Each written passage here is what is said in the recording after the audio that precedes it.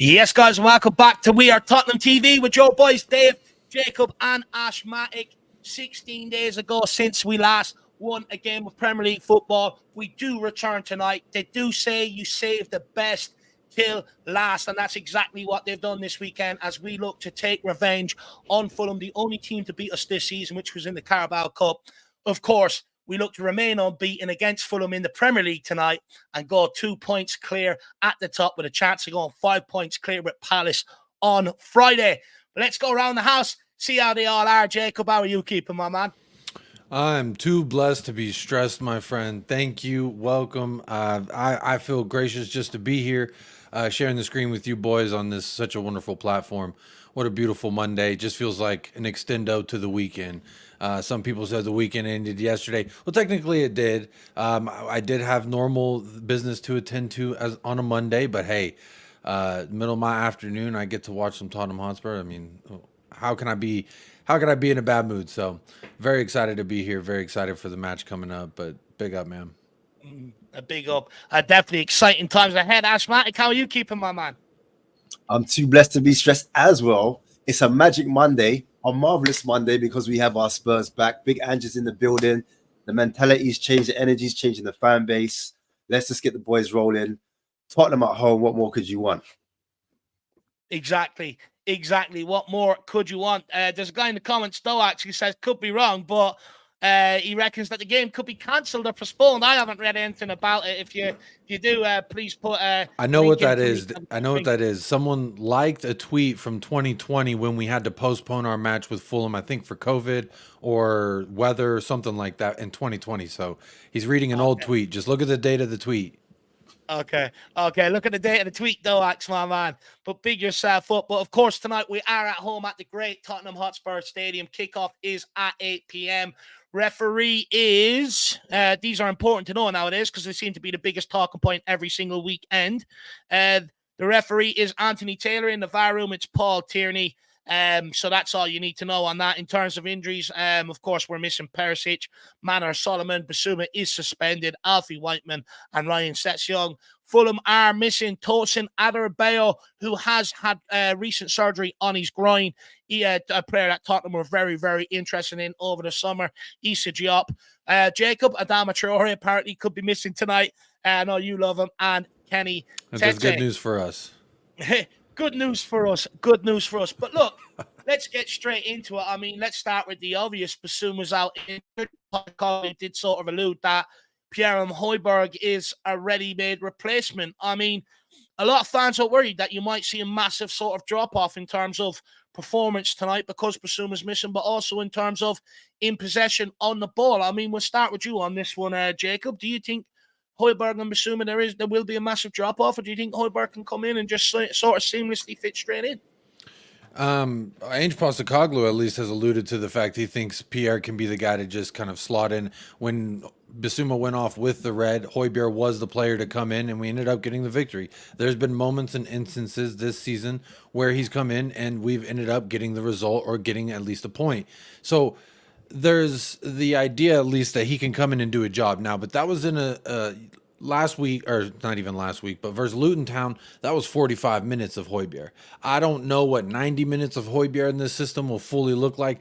That's where I'm a little bit worried. Now I did throw out, Dave, just for every audience so they can hear it. I threw out a tinfoil theory hat.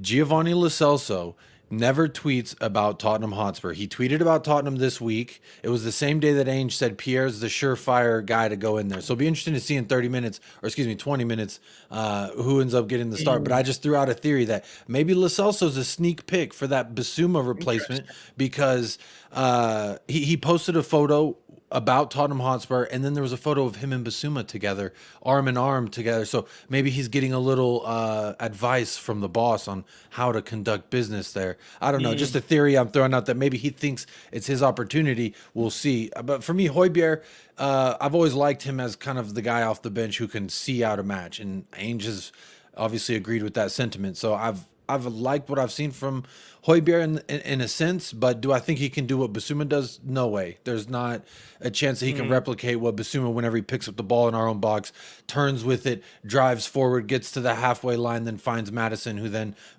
does his magic.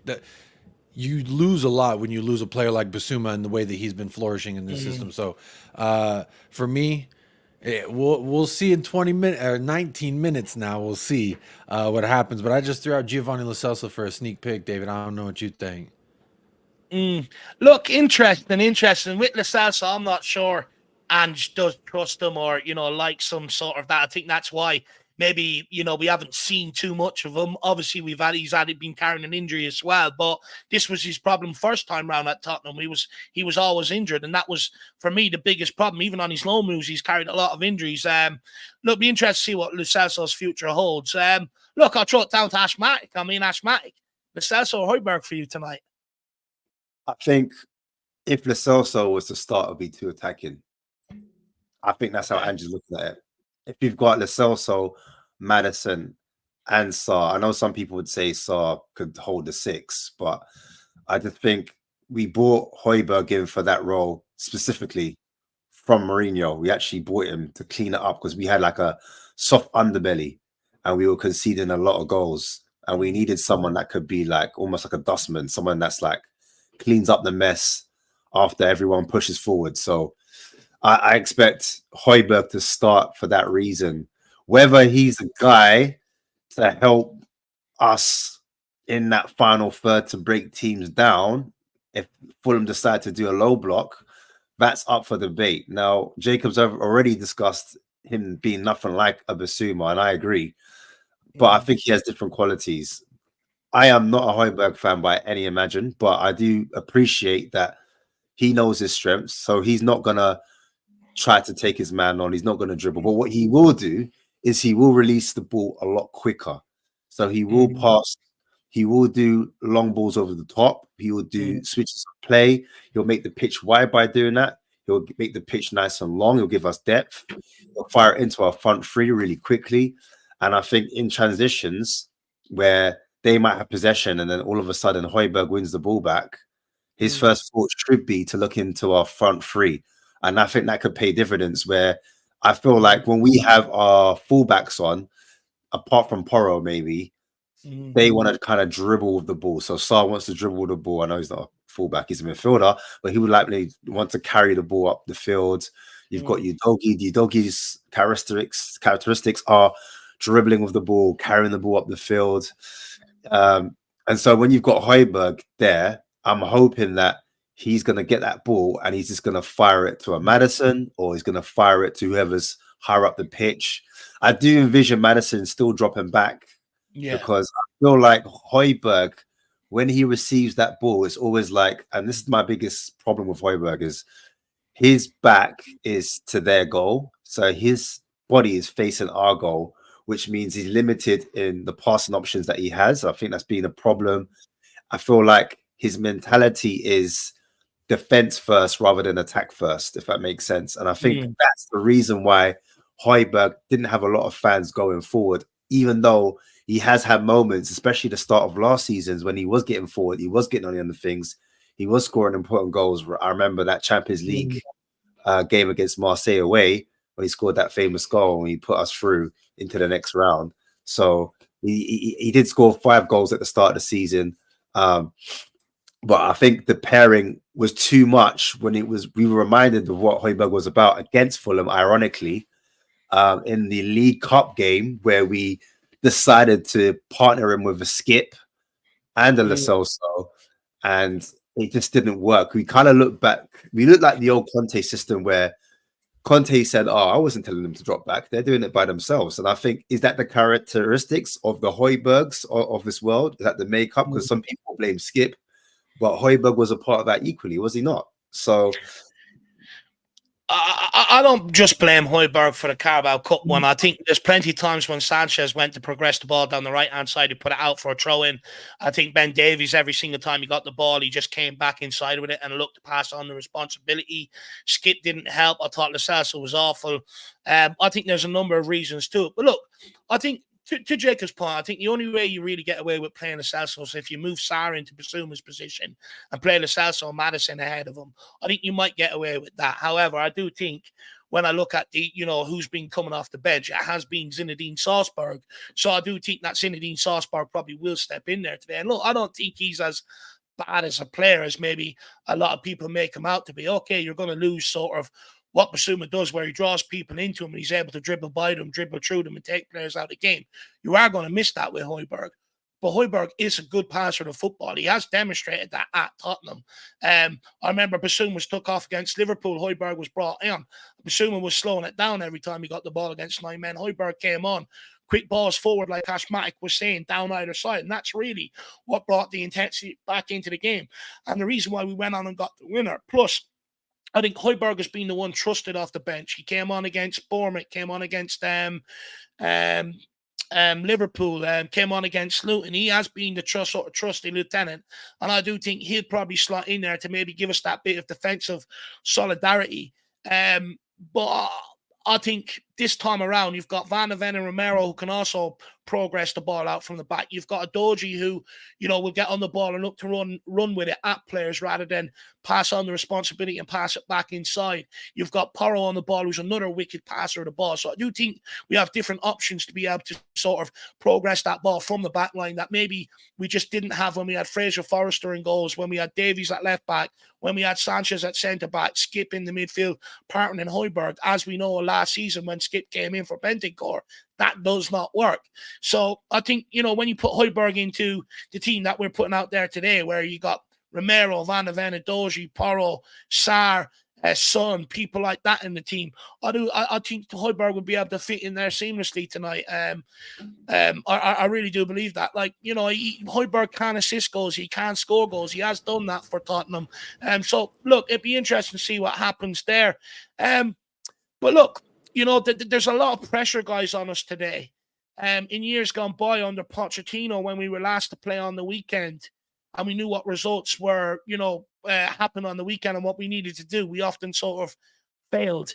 Same under Jose Mourinho when we were top of the league. When we played last and we knew what result we needed, we sort of crumbled under that pressure. Is it different this time around, Jacob? Do you think the boys will stand up to this sort of pressure this time around? Because if we want to get in a title race, like, I reckon we are in one. But, if we really do want to sort of get into a title race, right, we have to overcome these. We have to show that steeliness, that mentality that whatever's happened has happened, but we're focused on ourselves. Will it be different this time around? Hey, well, let's not get it twisted. We didn't lose that match in 90 minutes of football. We failed to convert penalties. We had Sanchez being third in line to take a penalty. That is absurdities. But that is the past. And I always say, like, in years gone by, I don't regard in the sense of, it doesn't matter who our opponent is. Last year, the year before, any other version of Spurs is not this version of Tottenham right now. So for me, Dave, I just think that at this juncture, we are such a different beast that Fulham match, we technically have not lost against a Premier League opponent in the Premier League in 90 minutes of football. We lost on penalties. And that's just the way I see it. I know some people say, well, a loss is a loss at the end of the day. We're not in the cup. And that is true. But in the sense that these players who failed us at Fulham, they failed to get a win. They didn't lose that match though. So if we do have a Højbjerg coming in, I don't think that means that we're going to lose this match by any stretch of the imagination. I don't know if it's going to be so seamless going from Basuma to a Højbjerg. Me personally, because I rate what Basuma does in all facets, I think Paulinho is going to have we're going to have our hands full with Paulinho. That is, I mean, he was rumored to go to Bayern for almost 100 mil this summer. So Paulinho is another one of those guys that it's like, I worry about. I would have felt better about if I had Basuma and Papa Mata, as your Sarsar Toure in the middle, controlling Paulinho and dictating what he does. Another positive note, you mentioned Adama Traore is not playing. So don't worry, folks. He will not hit the game-winning goal against us like he did last year for Wolves. All I'm saying is, I just had to give some Adama props right there. Real quick. Anytime I can sneak in some Adama prop, I will try to. You love him. Agenda's got to agenda. But what I'm saying is, I think in regards to that midfield battle, we should still be able to take care of business because an entire rotated side did not lose to their heavily rotated side as well. So I would argue that our 11, if I believe us to be as good as we are, which is no one can, like, we are contending with the best. Some people say it was luck at versus Liverpool. I don't. Shout out Joel Matip. Hell of a goal. Thank you, my friend. Big up Joel. I don't think that's luck. I don't think Pedro Porro slicing a zinger in there in the dying embers of a match and a guy getting clunky foot because Oliver Skip's on his back. That's not luck. That's us applying pressure and them cracking. And for me, at no point have I felt like we're just getting lucky. We dictate matches. Arsenal, we should have won that. Liverpool, we should have won that better. But hey, we still got the dub anyway. So my point in saying all that is, I'm not afraid of Fulham. If I believe I can go contend with the title contenders in Arsenal, the shadow, or what do they call them, the dark horse Liverpool. If we can compete with them and get points versus them, and Arsenal was at their own house, then to me, Fulham at my house, the crowd being the 12th man here, I think we'll be all right. That's just me. So the Højbjerg thing, while I am like, it's going to be less pleasurable to my eyes to watch Højbjerg versus Basuma, I still think he should be able to come in and get the job done. For sure, for sure. Let's hope he does. I think we all want them to come in and get the job done, but we want to be top of the league. Ash, where are you at with it? Do you see differences in this team compared to maybe teams in years gone by that they do have enough to maybe sort of cope with that pressure, cope with that steeliness, or could Fulham potentially just be one of them sort of banana skin games, like we are for Man City all the time? I think our record speaks for itself against Fulham. I think we've got so many W's against them. We're home. I think Ange came out and he said, I'm not trying to create a circus here, like of entertainment. I'm a winner, mate. That's what he came out and said. And I think quietly, he's got the boys in the huddle and he's trying to protect them from outside noises. Let me in there. Let me in there. Instilling into them, lads, we've got this. We're going to go on a run, but you have to believe in what I say. You have to trust me. And what I've been impressed with Ange as well is sometimes the game's not going to plan and he has his philosophy, but he's not a mug. He's not stupid. If things need to change, you need to take one or two players off to secure the win. He does it because why? He's a winner. He's a winner. He eats winners' food, and he's telling the lads, listen, we haven't got no time to diddle daddle. We need to put the pressure on. Yeah. And guess what? Pressure bursts pipes, and pressure makes diamonds. Diamonds are forever, and that's what you're seeing with Spurs right now. The belief has got to be from the players. They've got to believe in him. He's gone and he's won wherever he's gone. And I think that's going to be the difference, the winning mentality. That's one thing I did notice. Even though games we might not have played the best, it wasn't the best football. And he's even came out and said, look, I don't think, we're playing the way I want at the moment. It's the beginning of the project. His feet are firmly on the ground out of everyone, out of the fan base. He said, let the fans go crazy. But he's got a picture in his mind. He's got a vision of how he wants the team to look like, win, lose, or draw. Me, I'm here for the vibes. I can't even lie to you. Listen, it's the first season. We're only 8 games in.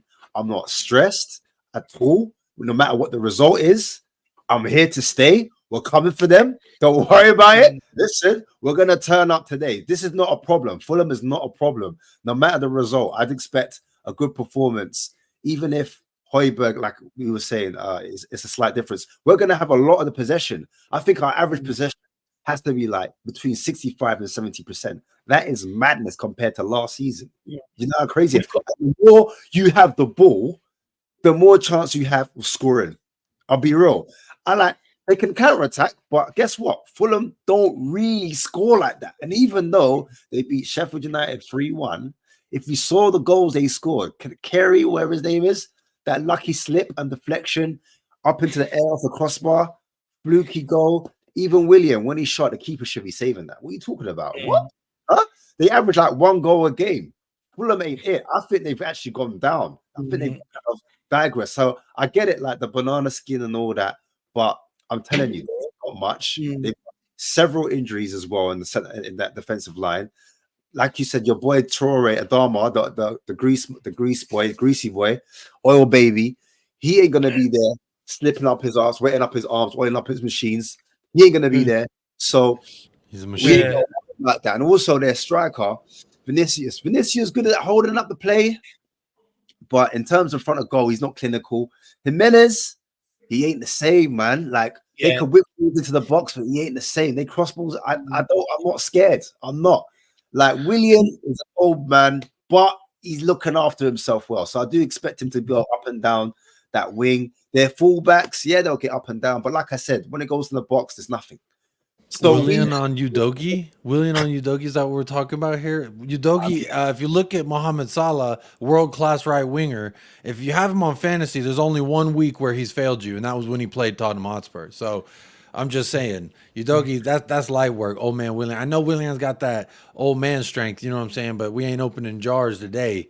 I think William's gonna have to swap sides. He's gonna have to swap sides. He's gonna have to go into Poro's side, and even then, Poro's gonna have him for lunch. He's gonna have like a little siesta and have him like Hey.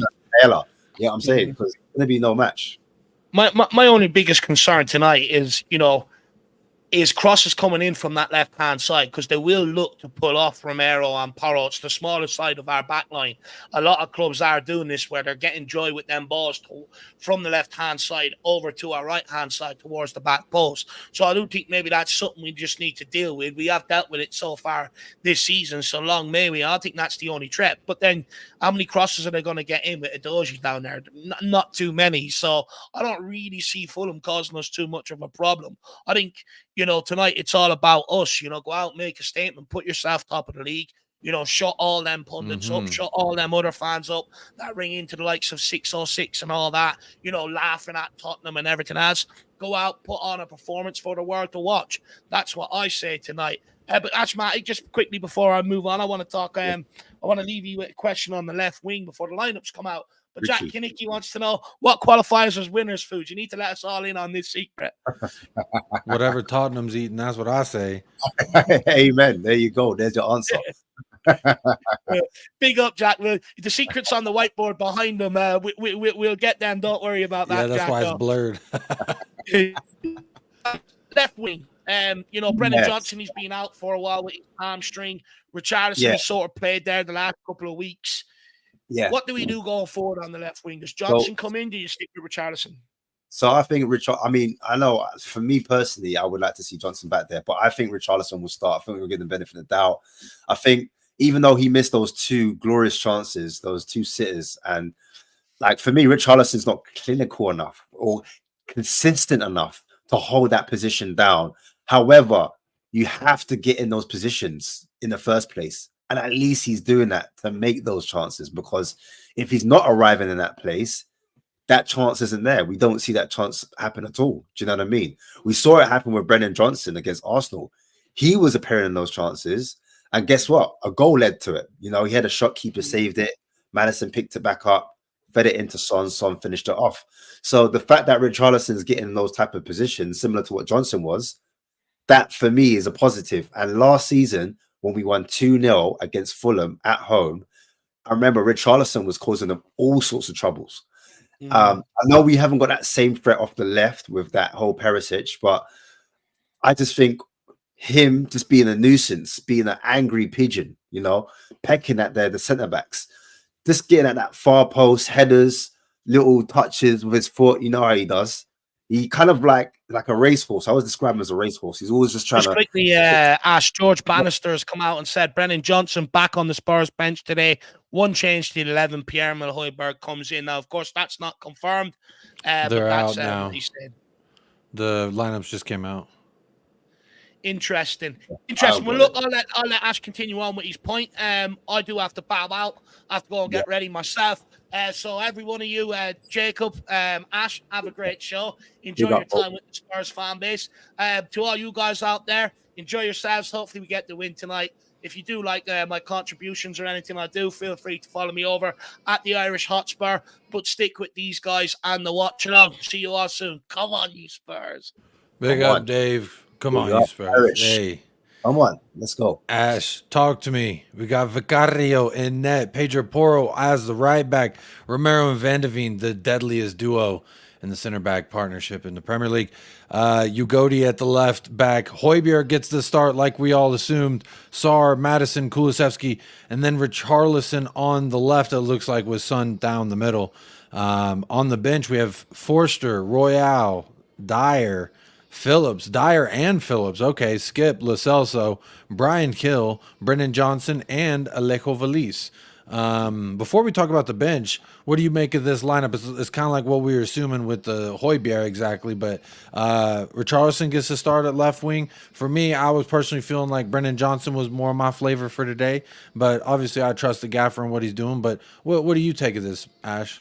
I mean, like, I'm in your boat. I would have preferred, but you know what it is? He's coming back from an injury. So I think it's logic, isn't it? You know, like if a player's coming back from injury and they're not fully fit, and the player that got those two glorious chances in the first half, but then he got sacrificed, remember, in the second half. He only got 45 minutes. Who was to say, like, if he had stayed on, if he'd not got another chance, he would have put it away.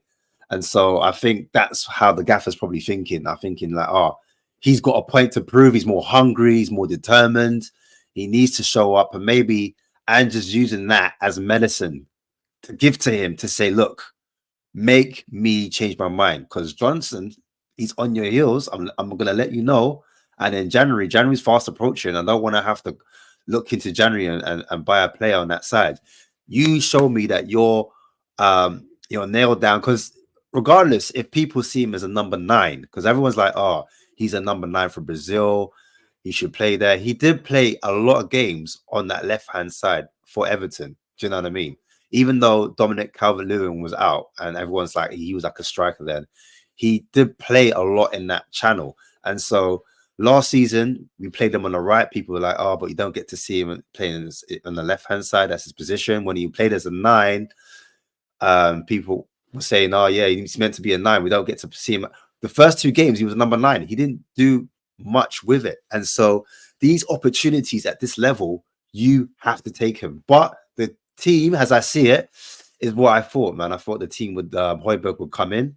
There's no change there. I've already discussed him and hopefully what he can bring against this Fulham side. And that's it for me. Yeah. Well, I feel you on that. And I think we talked about the Højbjerg thing in a good amount before the lineups even came out because we all imagined that would be the case. I just threw out Lo Celso in the sense of like maybe Ange Postecoglou is doing the Pep Guardiola mind games before, hey, look at this player, then secretly let's sneak in this. And you know what? It would be a little bit too much. It might be a little too much offensive attacking, whereas Højbjerg is kind of a stabilizer. He's not. I always say this with Pierre-Emile Højbjerg. He's going to give you the good, the bad, and the ugly. Now, sometimes the ugly necessarily we don't like it, but it could be beneficial for us, like the dirty work that you do, the janitorial services, as I like to say. And again, I know a lot of people are going to think this is absolute crazy, but Ash, I've told you this before. All the things that people say Declan Rice does well is the same things that Pierre-Emile Højbjerg does well. So at the end of the day, I'm not too concerned. Yeah, I know you picking up what I'm stepping on. So, Ash, I already know we've had this conversation before, but some people are going to say, oh, that's crazy talk. But you know what? It is what it is. I appreciate everybody in the chat. Make sure y'all are hitting the like for We Are Tottenham TV. No one's asked for a like. We're over 30 minutes in. It helps the channel. So go ahead and do that. And then if you want to subscribe to Ash or myself, our links are in the title of the video. But again, just hit the like for We Are Tottenham TV, allowing us to host it here. Ash, I want to ask you, so Richarlison, we're pretty much surefire that he's going to be on the left, right? He's not going to come centrally because what we saw versus Luton was 2 times in the first 5 minutes he missed chances. Clear balls to him. Whereas if you look at what Trossard did, he came off the bench. His first touch of the ball, almost his first touch of the ball, was a far post, just a clean finish. I saw that and I said, damn, this is kind of what I wish Richarlison was doing. And him through the middle, I think, is what gave people the idea that Son's no longer good as a left winger. Because let's not forget, in the first 3 matches, when we started with the same front 3, Son had 5 big chances created. Where if Richarlison finishes those 5, he has 5 assists to his name. And now you're saying, oh, Son's actually a really great left winger, right? So the narratives can shift based on what happens. So I don't, by any stretch of the imagination, if we got a legitimate number 9, I think Son slots in perfectly to the left because he can create those chances that this system is designed to create for our number 9. Now, the thing is, in our squad, who would you rather have, trying to finish their dinner within the box. For me, it's Son. He's a world-class finisher, and no one can take that away from him, no matter what you want to say about him. But I just think that little bit of a narrative is false in the sense that Son can't operate out there on the left. But do you see Richarlison coming in again at the left wing, even though he was ineffective at Luton? Look, at the end of the day, Richarlison could come on and score today, but it doesn't change the fact that consistently he's been missing big opportunities. He hasn't turned up in games where we know he needs to show his quality. And I think that's where the problem is. No matter where he's played on that park, whether it's the right, the central position, or on the left-hand side, for whatever reason, he hasn't had a consistent run where he puts the ball in the back of the net. And as a forward, regardless of the price, 60 million, regardless of the price, you need to finish your dinner. As a striker, that's what you're bought in for. You're bought in to finish chances and create chances as well. I know that. But predominantly, you're brought in to finish your chances. And because he hasn't done that, he's been getting a lot of slack. And I feel like he's got a lot of things on his plate at the moment, like mentally off the pitch. And I feel like that's creeping into his game. And I feel like he is somewhat of a confident striker, but at the same time, he scores a goal and then like against Sheffield United, and then the next game, he doesn't do anything. So it's like we need to see Richarlison do a bit more, because if he doesn't score in a game, it's like, what does he offer? Do you know what I mean? It's not like he's a man that takes his man on, or he's really fast with the ball, and he's really good at crossing. He doesn't really that side. So if he has a bad game, like there's nothing much more he can do apart from maybe winning the ball high up the pitch, being aggressive off the ball.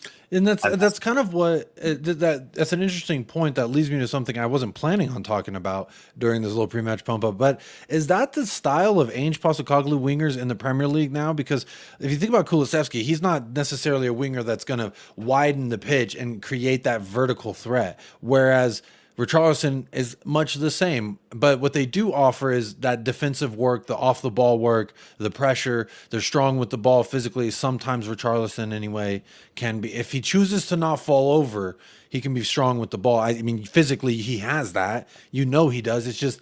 I'm curious now. Maybe this is more. Whereas I feel like a Brennan Johnson type of winger is the guy, but obviously he's not 100% fit. I don't know. Maybe that's just food for thought in the future. But I do want to talk about the bench a little bit, Ash. Any surprises here for you? Obviously, for Fraser Forster as the backup goalkeeper makes the most sense. Emerson Royale, I like that. Now Eric Dyer and Ashley Phillips. This is the first time that both of them have been featured as substitutes. They've been flip-flopping between the two in weeks. It's been Ashley Phillips, then Dyer. And I think he's kind of teasing the fact that, like, look, Ashley Phillips may or may not be coming around this club, but also he's now seeming to keep Dyer somewhat involved in the squad. And then Skip, Lo Celso, Brian Hill comes in off the bench as well.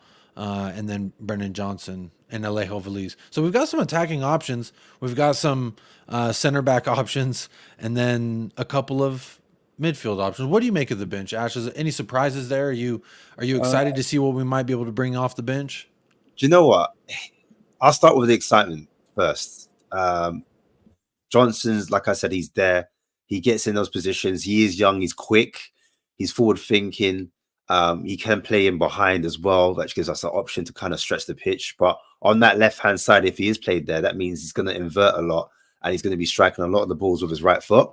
But if he's played on the right and Kulusevski comes off, or Kulusevski goes to the other side or plays in midfield, like we saw against Sheffield, then you're going to see Johnson overlap and go on the outside, which is slightly different to Kulusevski, which gives an air of unpredictability and gives an attacking threat. It gives us something a little bit more different tactically. It gives us something a bit more in that final third when we're trying to break down a Fulham, when it's the last 10 or 15 minutes, where sometimes the game plan's not quite working and we need to kind of switch things up, shake things up, or change things.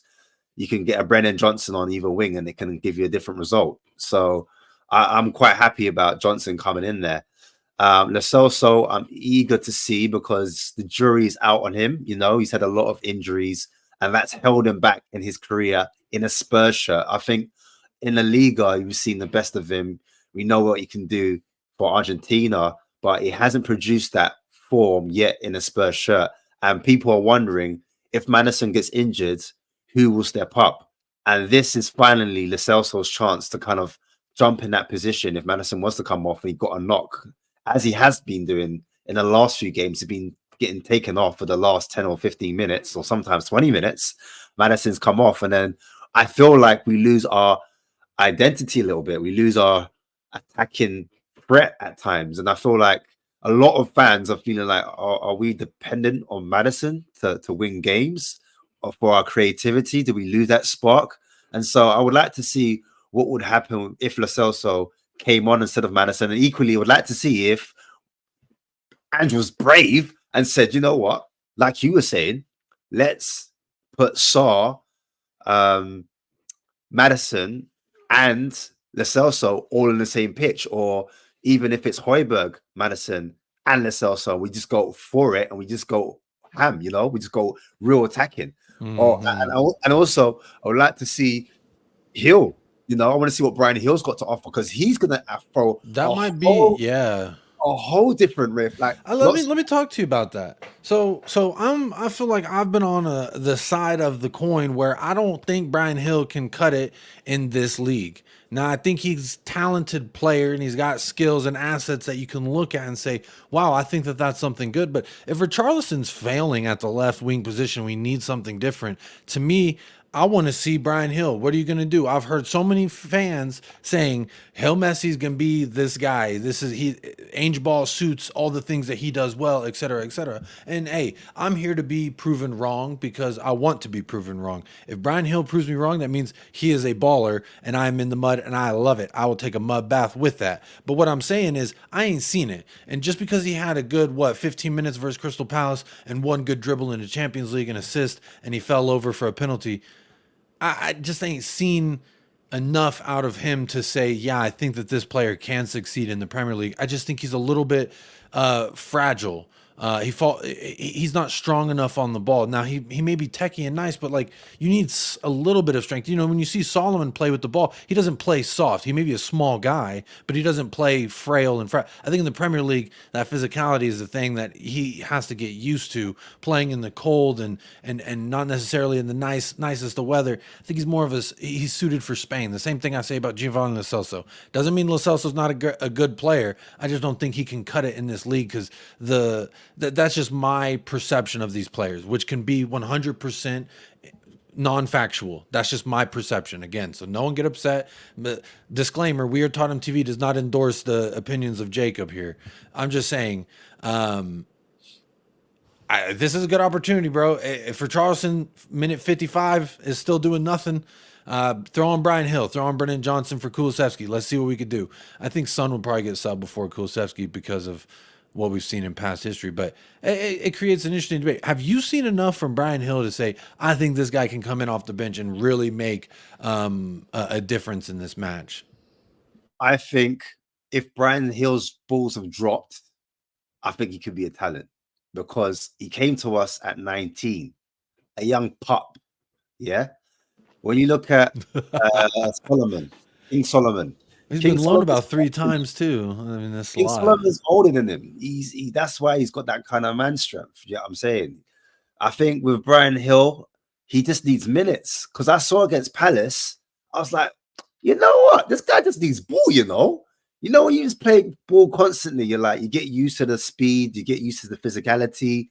Where he was bit part, 1 minute substitution here, 1 minute. He didn't really get any starts apart from Palace that I can remember. The same with Sarr. I know Sarr showed a lot more because I compare him and Sarr because Sarr's not hench, like he's not, but he's got like a wiry frame and he can hold man off. And lots of people are saying, Sarr can do the 6. So I'm saying, if he's a slim man and Hill's a slim man, why can't Hill pan up? Why can't Hill be that guy where he could be physically demanded, strong as well, like in the challenge or just with the ball not being pushed off? And I just remember that Champions League game, he just looked way for thin, but I did see him live and I saw him in the middle one time. It was him, Sessegnon and Kane. And I told you, listen, that was the one time I said, listen, hey, Is that David Silva? Even Conte said it. What match is this? Because I need to go back and watch this, Ash. Europa. I think it was Europa Conference. I think it was at home. I think it was Mura. It was about this time last year because I remember it was half time. The ticket was real cheap. It's been 2 years ago now. This time last year we had Champions League. It must have been 2 years ago. I must have been being black, being cheap, So I got that. I said, "Okay, what? How much? Yeah, I'm buying that. Boom, I'm going to the stadium." Hey, so no shame in the game. But in terms of his actual ability, when I say his dribbling at Spain was a lot of the time was from the left-hand side, but Ange likes his wingers to invert a lot of the time. So I wouldn't be surprised if Brian Hill was put on the right-hand side, Kulu came off, and then we saw Brian Hill do what he does and try and cut in and shoot. Because I think that's all the top Prem managers right now, they like their wingers to invert so they can get shots on goal rather than just crossing the box. Because if you look at Son's not really headering goals like that. So I think if Son's the number 9 and he stays on, I've got a feeling unless Son comes off and they say, look, Richie or Valise, you stick up the middle, then we're going to look for those wingers that hug the touchline and then whip the balls on for Valise to go on and score headers. But other than that, I think the front three are actually 3 forwards rather than 2. Like back in the day, it used to be a 2-man forward system. You used to have 2 strikers. I think nowadays it's 3 strikers. But because our forwards don't have that, you sometimes say they don't have that needle. They don't have that prick where they don't have that vavoom, when you watch Liverpool and you see Salah and he's one-on-one, he's going to bury it. And then you look at that other winger, you think, Diaz, he's going to bury it. That kind of like threaten behind. They've got real wingers. Then up top, they've got maybe like a Jota who's a false 9, or they've got Nunes, do you know what I'm saying? Who's really a front forward. We have Son, and then the rest are like, kind of medium. They're not like that's what I'm saying. They're not like the wingers that you would think in a typical attacking style of football that are going to really expand the left and the right. I mean, because think about it, if you have 2 threats that can really just create that space, and then now Madison, Basuma, and Sarr's got all oodles of space because it's been cleared out. But before we keep going, Ash, let's take a look at the enemies real quick. Just so we can run through their lineup. The obligatory, let's take a look at the enemy. So I'm going to share this tab. This is Fulham's starting lineup. They've got Jay Leno, the late night broadcast host, and goal. What a guy. I know he has a hell of a card collection. You may not know him out there in the UK. He's a very famous goalkeeper. But yeah, I know Jay Leno. Yeah. Jay Leno, he's got a very big chin. And then they've got Castagna. I believe he used to play for Leicester City. Calvin Bassey from Ajax, one of their summer signings, in there at center back with Tim Ream, the captain. USA, shout him out. And then obviously his American brother, Anthony Robinson, at left back. Paulinho, like I said, is going to be a threat there in the midfield. Lukic, Bobby De Cordova Reed, Andreas, Willian, and Vinicius to top them off in the front there. Is there anyone that stands off in their starting a lineup that you're like, this guy may cause us issues? Outside of Paulinho, what's obviously. funny? Last season, Andreas was a problem. This season, he's just stinking up the place. But I look at Reed.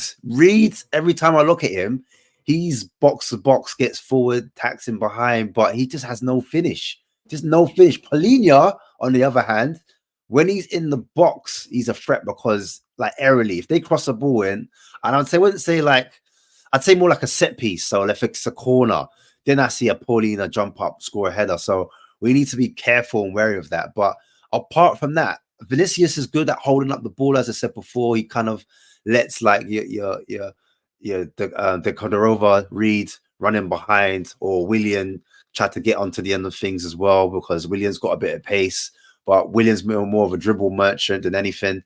But they're more going to be a defensive unit more than an attacking one. They're going to try and hit us on the counter attack. I know people think they're 4-3-3. I think they're 4-2-3-1. I expect Paulinho and Lukic to kind of sit and protect the centre backs, because I know disrespect to your American compatriot Bassier, but he's a solid centre back. But he's 36. He's pushing on. Are you talking about Tim Ream? Tim Ream. Tim Ream, 36. Tim Ream, if you don't remember, in the World Cup, he did lock down England's number 9. I'm just saying, goalless when he played America because of Tim Ream. But let's Let's Yeah, not but pick straws here. is number 9. You know what? It's just the pace. I'm saying we've got enough pace to kind of threaten that. Yeah, we could definitely turn him around, whereas Kane could not in the World Yeah, Cup. I just like Kane's to more throw that like, out there. A little bit of American yeah, I hear you. propaganda. I That's see always a little fun. sniper. I see you. I have to throw one back.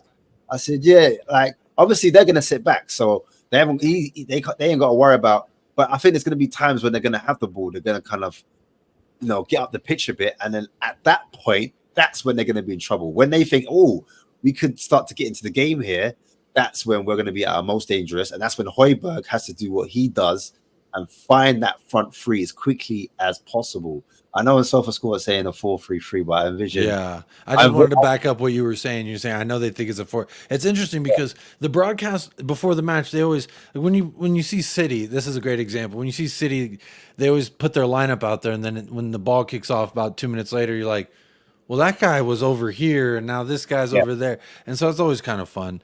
But yeah, SofaScore does have Fulham lining up in the 4-3-3. That's interesting. Again, tell me what formation do you think they're going to be lining up in, Ash? I think it's going to be a 4-2-3-1. I think it's going to be a lot more defensive. Because see how we were doing the 4, and it's never one formation. It's never one.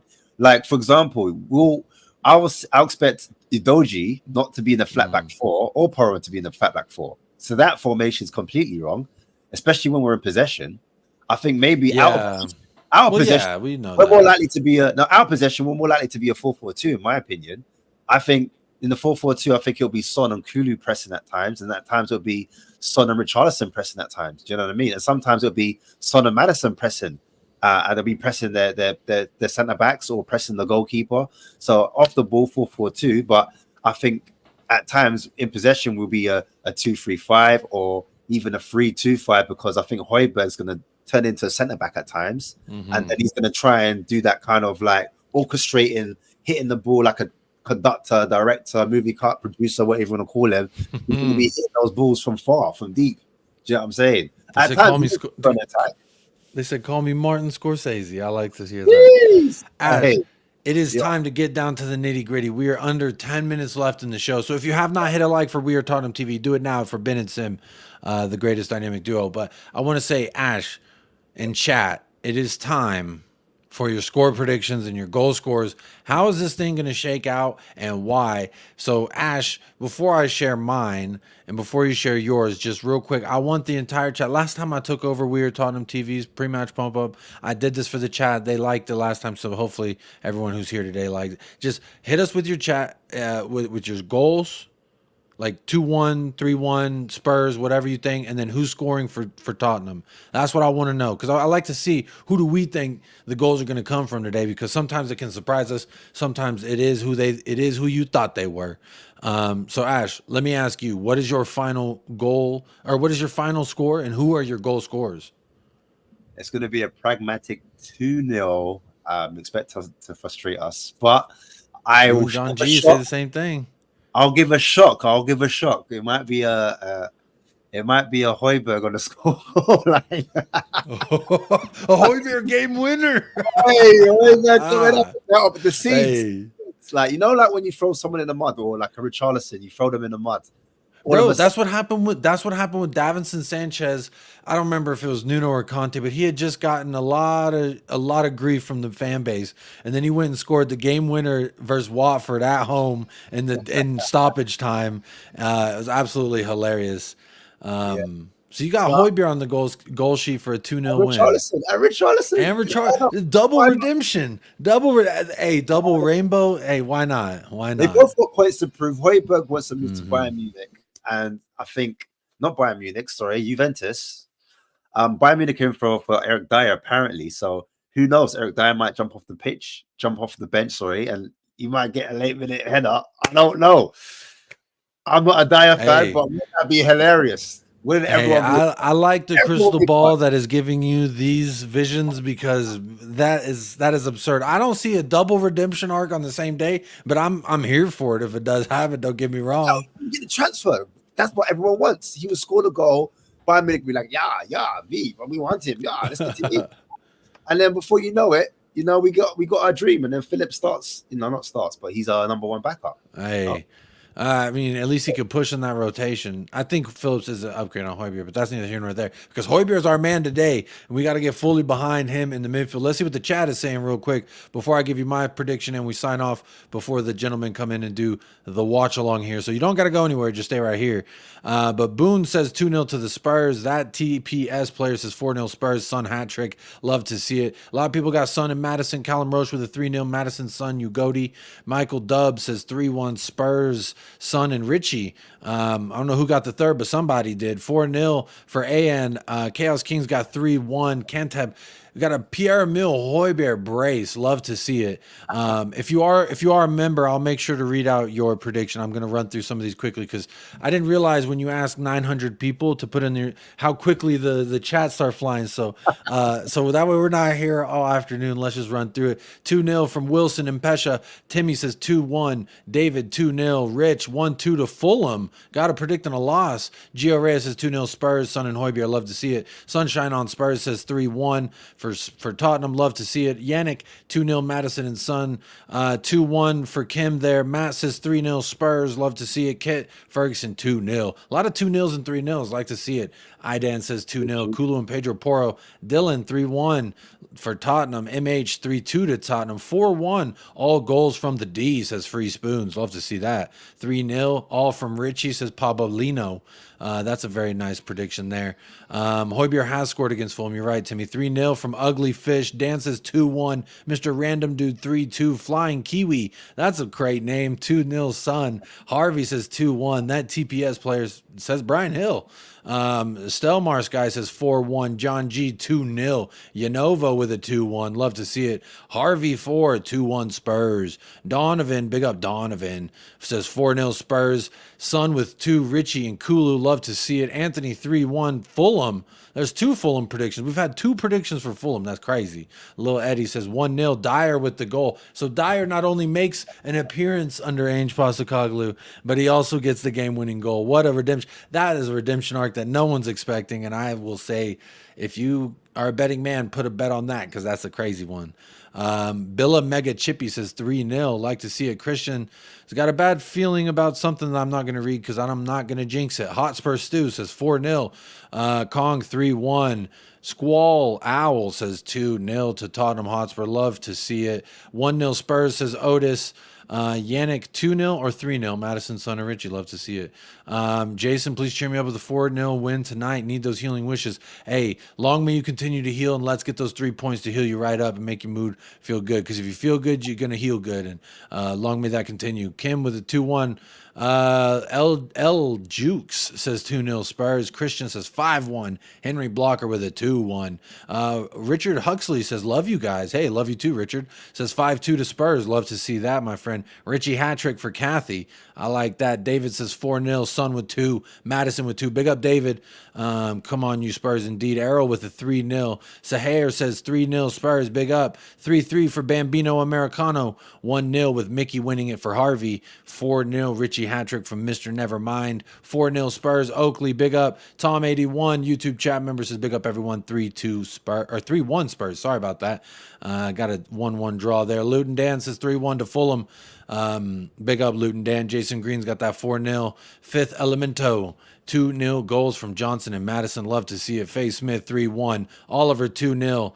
2-0 for VK. Don't know how to say that name. KJB Anime says 4-2. Love to see it. Stuart Wheeler 6-0 Spurs. Big up Jason Green. Hope you heal good, buddy. 2-1 for SN. VK with a 2-0. Idom with a 3-1. Anthony out here. Now, since all y'all, I just read off all of these score predictions. I want you, if you heard your name, hit that like button. Come on. At least we could do, there's over 800 of y'all still vibing out before the kickoff in 30 minutes, which we are going to sign off. We could be able to get to 400 likes for the boys, right? A 50 percentile, or, you know, every 2 shots I'm going to score a goal. I like that ratio a lot better than we're moving like a Richarlison ratio, as if I got to call it straight. You know, 200 likes out of 800 people, that's 1 out of every 4. So let's get that ratio up. But big up everybody who has gotten them score predictions in. Ira Van Gogh with a 3-0. Joshua Hotchkiss with 7-0. I hope that one is true. I hope that one is true for Spurs. That'd be a very fun game. Big up everybody with their score predictions. Edom with a 4-0. I hope y'all are doing well. For me, the prediction I have is a gritty 2-1 win. I think the goals are going to dry up a little bit after international break. I think sometimes the gelling takes a little bit. So I'm going to say this is going to be a tough fought out 2-1 or like a 3-1. My heart says 4-1, but my head's saying a 2-1. So I'm going to say somewhere in the middle with a 3-1. I'm landing on a 3-1. Son, Madison, and Romero, the Capitanos, all getting on the score sheet. Or you know what? I'm going to say remove any one of them, and it could be Ugodi with his first goal for Tottenham Hotspur in the regular season, because he is due. He is fighting. So there you go. That is my prediction. Appreciate everyone who did get their predictions in. Ash, do you have any final words you want to say to the people before we say adios?